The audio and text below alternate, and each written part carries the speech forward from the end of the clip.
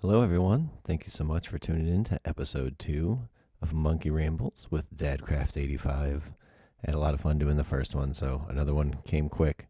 This one might be a little faster. I just wanted to talk a little bit about why I started creating content in the first place. It's only been a little over a month now that I've been doing it, but I feel like maybe my story is something that some other people might be able to identify with, or some other people have gone through. So again, I'm here to play some monkey game. Here to play some Bloons Tower Defense 6, and talk a little bit about why I started making content. So about maybe a year ago this time, I was in a really difficult place mentally. I was really struggling with mental health, and it's something that had been with me through my whole life. I you know I I've always been the sort of person who's been prone to depression and isolating myself, and just kind of convincing myself that those things were okay, and that lack of connection with people was okay. And I would kind of hit different milestones in life, like getting married or getting a career or having kids, and all these things would not fulfill whatever was lacking, that would drive me to want to be isolated and feel depressed and struggle with connection with people. And it took a long time, like a really long time, until, I'm 39 years old now. So it took until really recently for me to really get to a point where I could kind of start to identify why I struggle the way I do with some stuff. And a big part of it was trauma, which I didn't realize, because it feels like I did not suffer in a way that a lot of people did. In a lot of ways, my upbringing was really good and stable in ways that a lot of people's is not. But things did happen that had a lasting effect on me that I'm not going to go into, but they are the sorts of things where I think a lot of us do this thing where we convince ourselves that the things we go through are okay, or we have tolerated the worst of them, and we have gotten through it, and it didn't affect us as profoundly as we would really ever admit to ourselves. And for me, that held really true. I was certainly the type to bury my feelings and not really face up to what I was feeling inside. And it was tough. It was really tough on the people around me, and tough on myself to live that way. So within the past year, I've been coming up on this milestone age of 40 years old. So within the past year, I was like, let me go out and try to actually fix this. I've tried therapy in the past,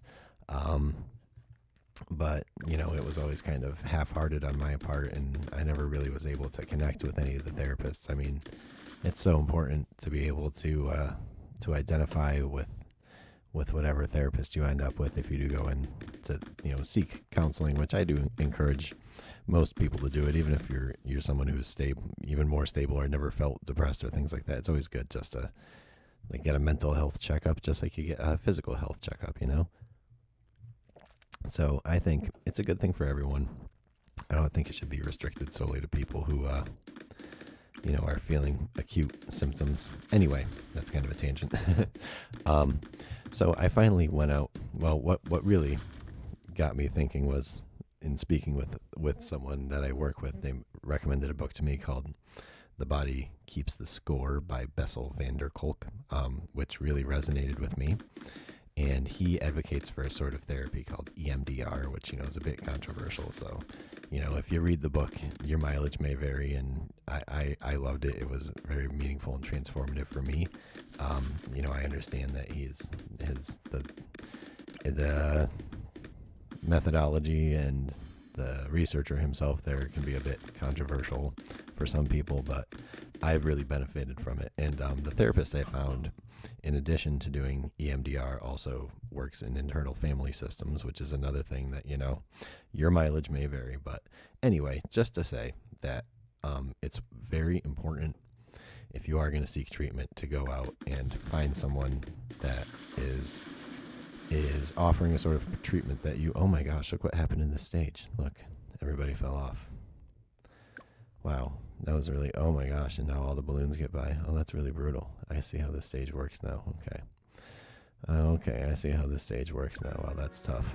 Okay. But yeah, it's really important when you're seeking mental health treatment to find a therapist that you really can get along with, somebody that you understand and that understands you. It's not shameful to have to go through several or anything like that.